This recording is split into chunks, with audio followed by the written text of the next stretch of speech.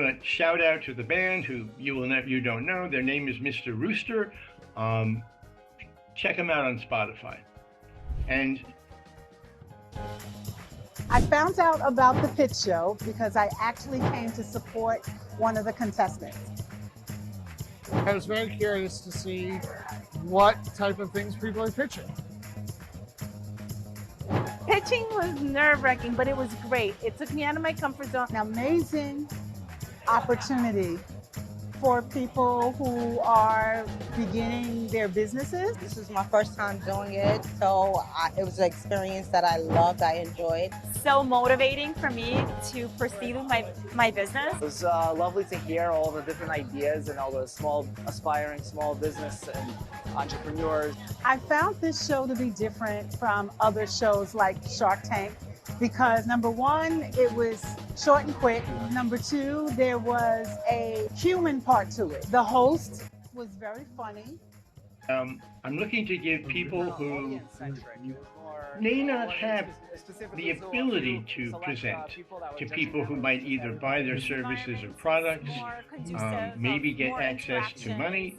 And what's really nice, I have to say, I've been able to get people I know to support this, and the prizes, which are $1,500 for your first prize and $1,000 for the second. I've been to many pitch contests, okay? I've even been in one, and they tend to be kind of boring. They take place in like hotel rooms, and what happens is, you're given, you're going to go on, you have a short amount of time, and then when you're done, the audience just sits there, and this panel of, somewhat expert in their particular discipline, evaluate the presenter. And also, yes, people do pitch. They each get 2 minutes. The band cuts them off if they go too far. But there's also this idea that people who pitch should be, judged by regular people, not, by people who are, supposedly, excellent in what they do.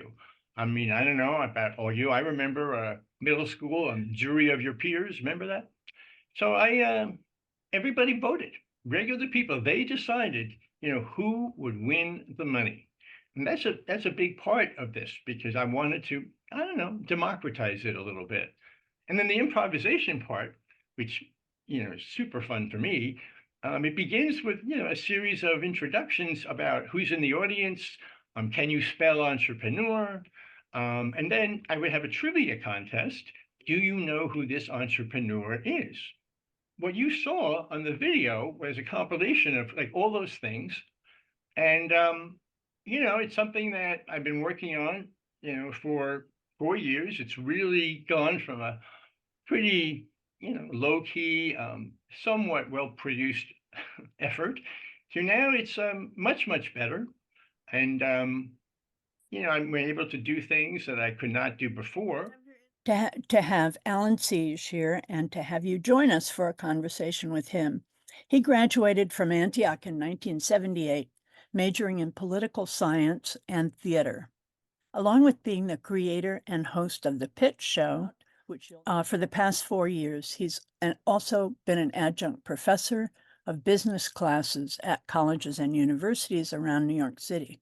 He has an MFA in Performing Arts Management and an MBA in Entrepreneurship. He's also performed as a professional storyteller and comedian at venues in New York City and beyond. He's the founder and principal of Small Business Management Consulting, SBMC, a 20-year-old consulting company specializing in helping small businesses become more visible and profitable. He is the father of 3 children, Carly, who I think has joined us today, Mia and Jacob, and husband to Anne, who I think has also joined us. And he is a proud resident of Brooklyn, the center of the creative universe. He'll talk today with Barry, who you all know by now as a co-founder of this alumni chapter and of the Backstage series. So Barry, over to you. It's been fun pulling this together, getting to know you, and now letting you share yourself with everybody else here. What changed for me, my knowledge of theater when I went to Antioch. I was high school musicals, I don't know, Finian's Rainbow, Mame, Fiddler on the Roof, we had a little serious stuff, Tea and Sympathy and Camino Real by Tennessee Williams, but really all I knew was sort of traditional theater where actors were actors and we were directed and, it was fine. But then, and I don't know if you're going to want me to go into this, but going to visit Antioch turned out to be a real eye opener. When I was looking at colleges in the winter of 1972, you might guys would relate to this. I remember I flew to Chicago, took a bus to visit Beloit, which I decided I could not go to because as I was walking around the campus, the whatever you might call coming out of my nose froze before it got to my mouth. So I decided that's way, way, way too cold. So I actually hitchhiked from Chicago to Yellow Springs, and they put me up, and they put me up in North Hall. I'm sure you all know North Hall. Being a red diaper baby, I'm sure many people in this audience know what that is, but people like me who were introduced to pretty left political concepts very early in their life. And yeah, and that's a big part of kind of what I've taken with me over the years. What Barry is asking about has to do with one of the, well, summer camps that I went to. And I will also say that pretty much all of them were pretty lefty camps. Yeah, I know some pretty unusual folk songs from that. But the camp in particular that she is referring to is something called Shaker Village Work Group. And yes, it took place actually at the site of where the a Shaker community lived. We were not pretending to be Shakers. We simply lived there, but tried to make some of their crafts. And among the things that we did, we had different workshops, and whether it was dance, broom making, or in my case, theater. And we had a 2-week period where you would try different things. And, we had a performance for the community at the end. And I got selected to be sort of the host of this pretend talk show. The name of the show was Open End, right up your alley.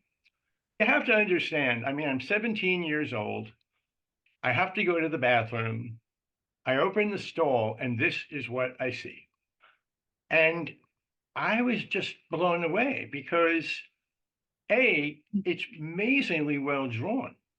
In other words, anybody know who that is.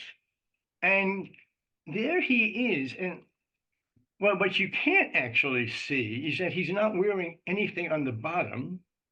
And of course, the plunger, is his penis. And I'm like, wow. Because to me, it was like, oh my God, look at this. Art and politics. Art and politics. It was like, I didn't really think about that then. But I think it just made a real impression on me that you could do this, that somebody had to think about this, and create it. And I just thought it was, it just was brilliant. So I went to a rehearsal. He was directing Bertolt Brecht's Caucasian Chalk Circle. I didn't know really much about Brecht at that time, a little bit. But what I remembered most was that they were doing it with marionettes. And I thought, what is this? That's not what theater is. I mean, theater is, actors singing. I mean, and it was really, kind of an awakening of look at what you can do. You know, you can do theater in another completely different way. And I later, as you'll discover, did do some work with puppets, but at that time it was just, it just like triggered things that I had never really thought about before. And so, yes, I applied to Antioch and I did get in. Given my sort of political background and, the fact that, my parents were always about social change. And I've always found, well, I didn't call it political theory, but I just always loved that stuff. So, and so I don't know if any of you know who David Ober was. He was my first teacher in political theory, Locke, Rousseau. And at one point we were discussing with the origin of free speech. And he said to the class, I totally believe in free speech, but what I really don't like is when people engage in oral diarrhea. And when you're 17, that was like, huh, I get you. But, but again, that was a class. But I also took several theater classes. And, I think I told Barry this. I'll make it short, but one of my teachers, some of you, I don't know, may know, is Esteban Vega. It was a movement and breathing class. And he had us on the ground practicing breathing. And he said to us, and remember now, this, I graduated from high school in June of 72, and this was July of 72. And he stands up there and he says, well, this will be very good practice for when you're having sex. And I'm like, okay, fair enough. But again, a teacher saying that was just a little, but anyway, I was gotten involved in, various productions, but once again, they were very different. And one of my favorite books is The Phantom Toll Booth by Norton Juster, which I'm sure many of you know. I actually got to meet him once. I have a signed copy of his book. But we recreated the Phantom Toll Booth using the entire campus. So when Milo goes through the toll booth and then encounters all these things, each thing he encountered was another spot on campus. So when Milo gets a little, unnerved by where he is, he kind of jumped to conclusions about what to do and ended up on the island of conclusions, which was created by another person.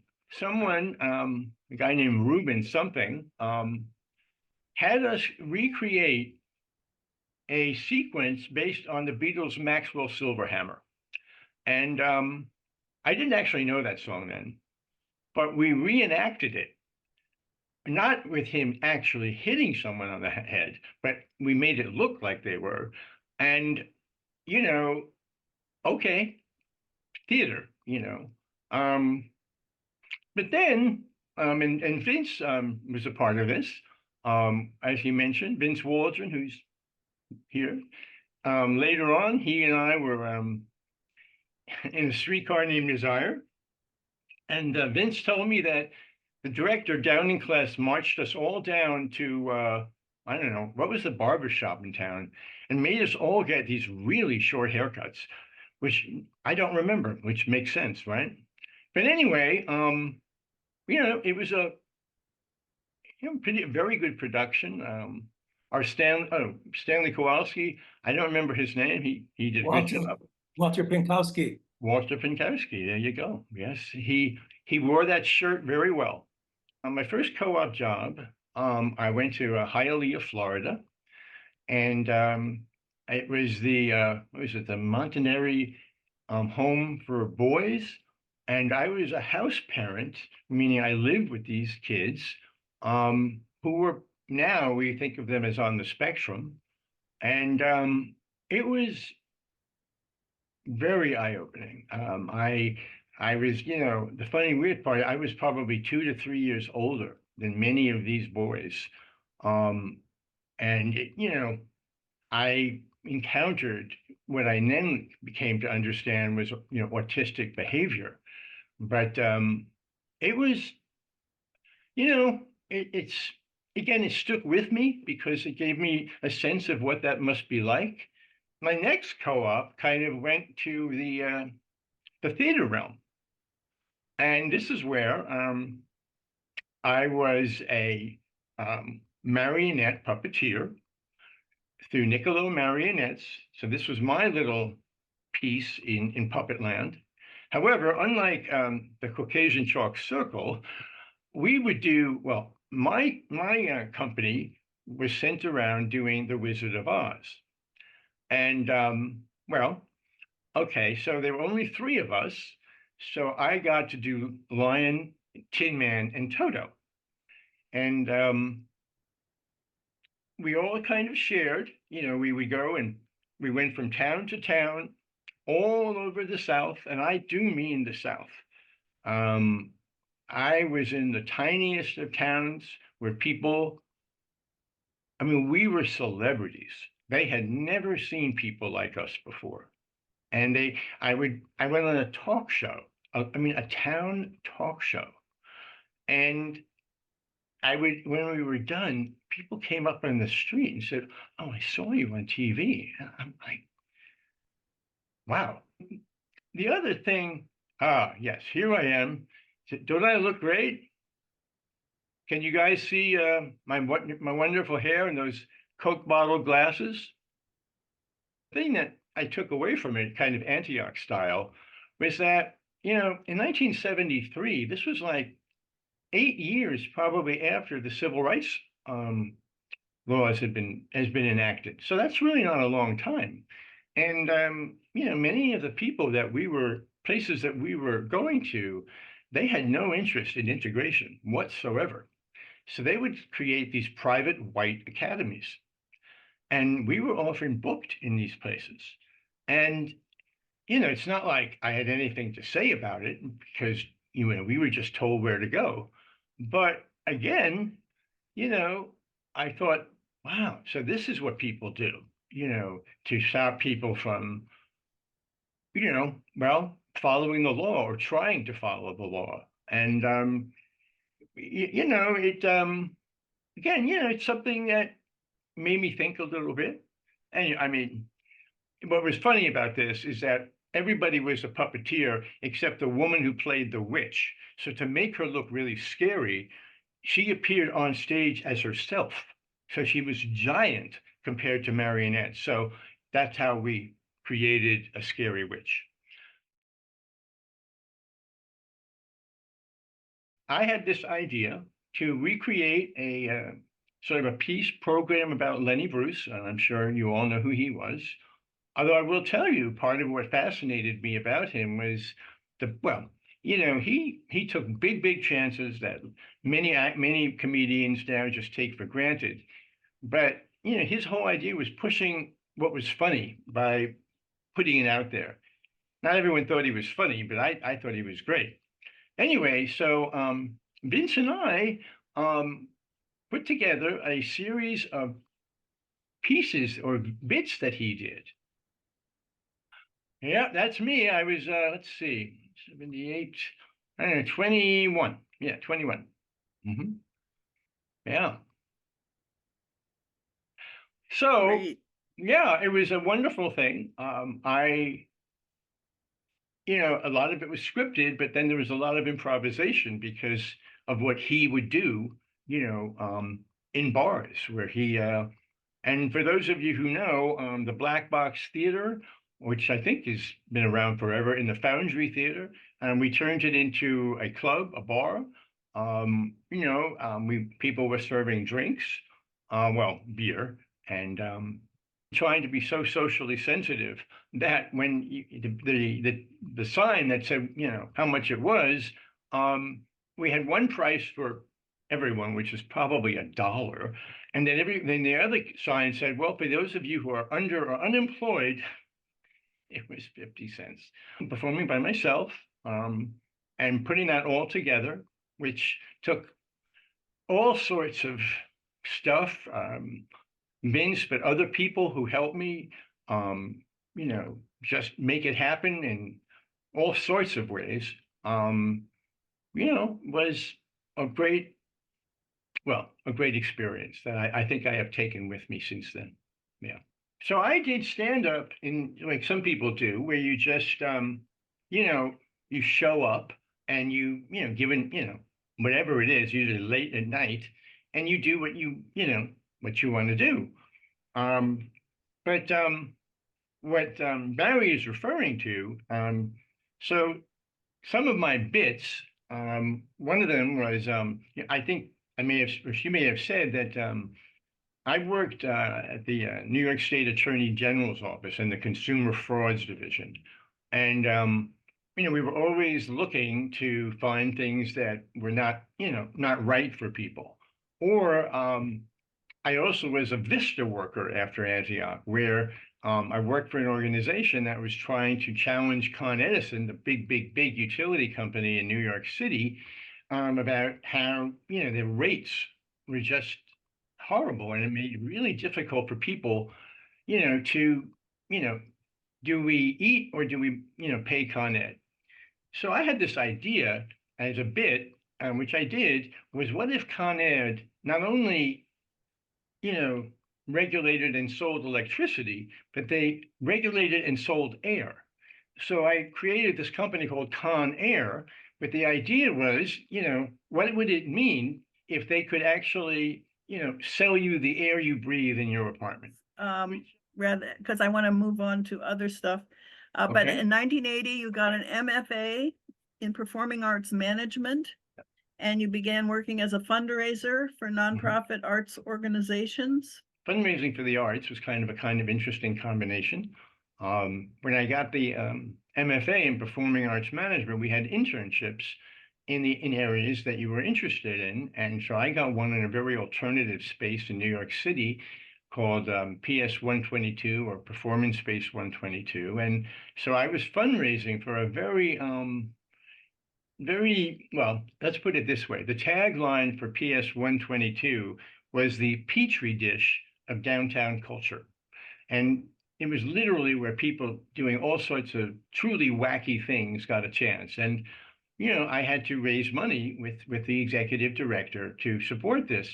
And it was fun. I mean, we did some really, really fun things to make that happen. And I went on to, fundraise for other arts organizations. The last one was actually a visual arts organization. It was called El Museo del Barrio, and it was a Latino museum focusing primarily on Central American artists. And again, I was fundraising.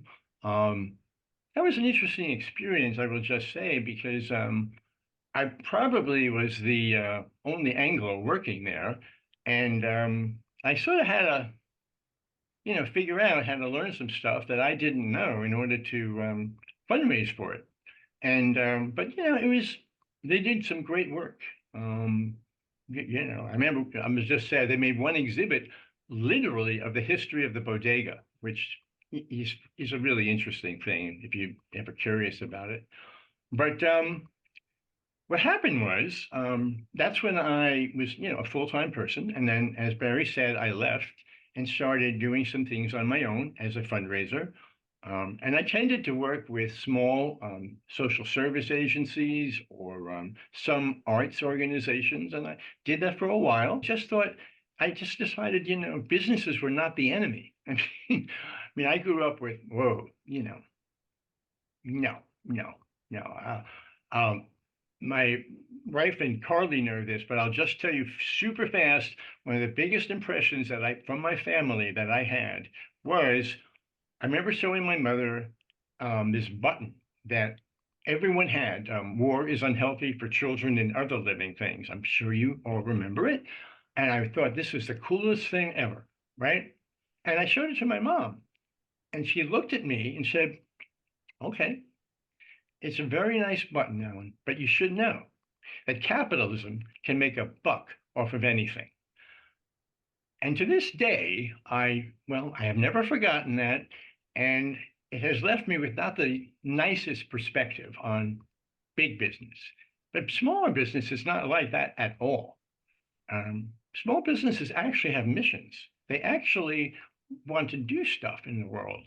And, I had clients ranging from, a door maker, a hardware store, a chiropractic center, a guy who, well, was an alternative therapist. In addition to the winning funds from the pitch Mm. show, did you Mhm. mention people also get guidance or Yes, support? yes, they do. Thank you. Okay. Yeah, Okay. well, yes, that's actually one of the things I do when people, well, I select people first of all, but a lot of people, do what they do, but they're not so good at talking about it. And in a pitch contest, you really have a very limited amount of time. In mine, it's 2 minutes, which is not that unusual. And in 2 minutes, you have to do a lot because it's both telling people what the heck it is, but also, God, make it interesting. I mean, you're standing up there, people gotta, like you, or if not like you, just want to pay attention. So I talk with people before they do it, and we have a session or two. Um, and the thing that's interesting for me, because I'm a teacher, is talking about what you're trying to do in this pitch. And there's just different pieces of it. There might be a backstory to why you're doing it, what it is, who you're trying to help, what's the reason you're doing it, and the people that I picked, I mean, I did it fast, but they had these personal reasons. I just want to say before I, you know, describe them, I actually have a mission for this. It's not, I mean, it's a production, but I like to say that I am looking to help what I think of as strivers, the not so well connected chasers, of the giants, in their respective industries, may not have the ability to present to people who might either buy their services or products, maybe get access to money.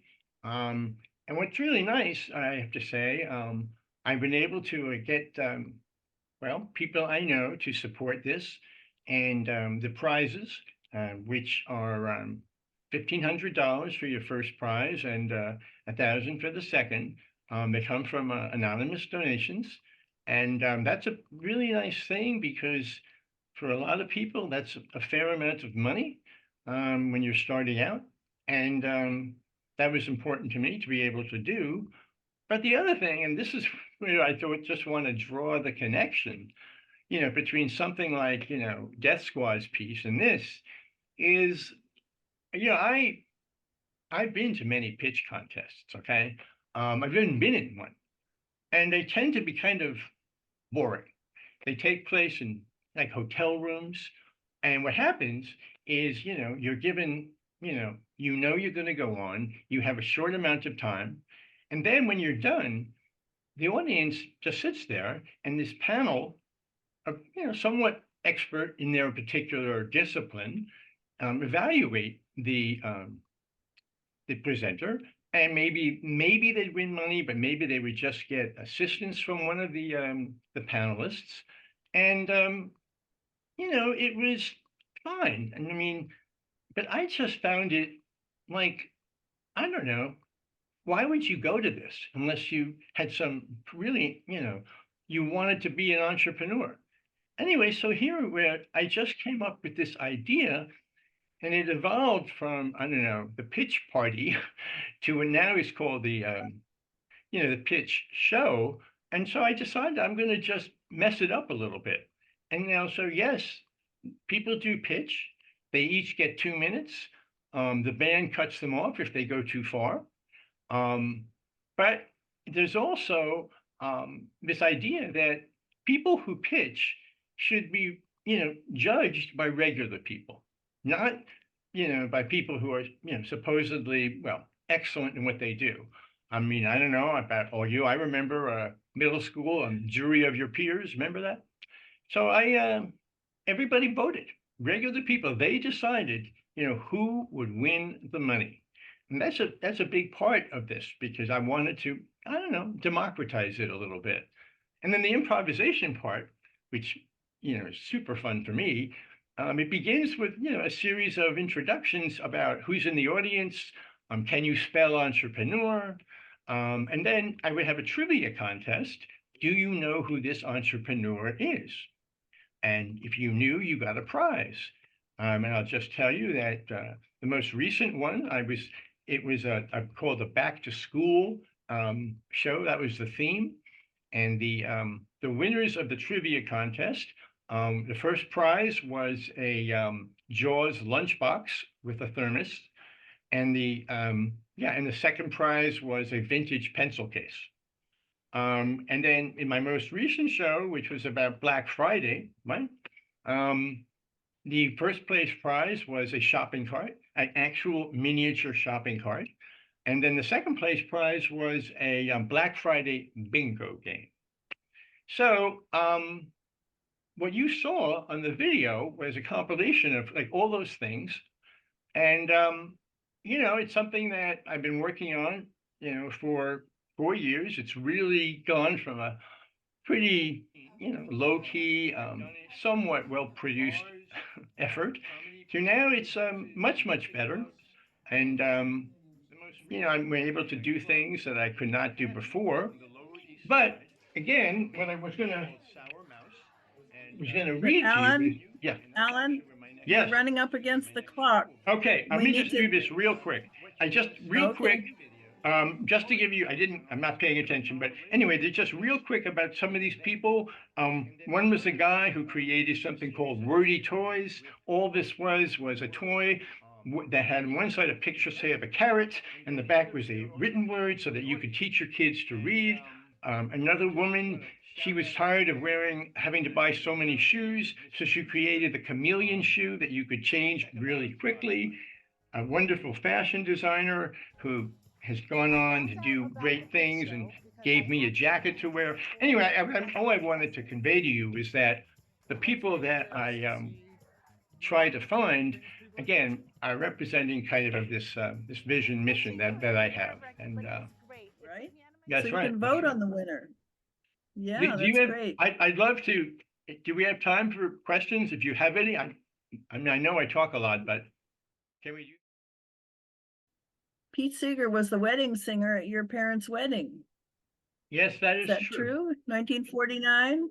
Yes, that I discovered that much later in life. I remember going through pictures and I saw it and I said, is that really Pete Seeger? And my parents told me, well, he couldn't get a lot of work because he was kind of blacklisted. So we hired him to play. And I have these amazing photos of him walking around with his banjo. He was 29 years old. And I once actually met him years later. And I thought, all right, what the hell? And I said, listen, I know this is a long shot, but blah, blah, blah, blah, blah, blah. And he looked at me and said, no, he did not remember. Anybody? And we have Joyce Mothershed, who's here, says she remembers when you visited with my dad at the theater department, 1972. You must have made a big impression. Yeah. Well, I mean, yeah, well, and there was somebody else that came later and Downing Kless was he was actually the guy who directed Streetcar Named Desire. He did other things. I told Barry I sadly never was in a production with her dad, who as they say where I'm from, he was a big maca, at in Antioch. So, but I think certainly knew him. Downing Kless is going to be on one of these Oh, Backstage yes, yeah, he's a really in the very, upcoming months. big Hey, influence. I have here, in addition to the winning funds from the pitch show, did you Mhm. mention people also get guidance or Yes, support? Yes, they do. Thank you. Okay. Yeah, Okay. well, yes, that's actually one of the things I do when people, well, I select people first of all, but a lot of people, do what they do, but they're not so good at talking about it. And in a pitch contest, you really have a very limited amount of time. In mine, it's 2 minutes, which is not that unusual. And in 2 minutes, you have to do a lot because it's both telling people what the heck it is, but also, God, make it interesting. I mean, you're standing up there, people gotta, like you, or if not like you, just want to pay attention. So I talk with people before they do it, and we have a session or two. Um, and the thing that's interesting for me, because I'm a teacher, is talking about what you're trying to do in this pitch. I have to say that, by doing this piece, I really began to see a thread in my own life.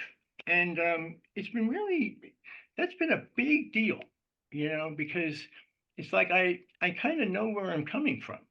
And this means the world to me, and I am, committed to making it bigger, to grow, um, and I have various challenges, financial mostly, but I'm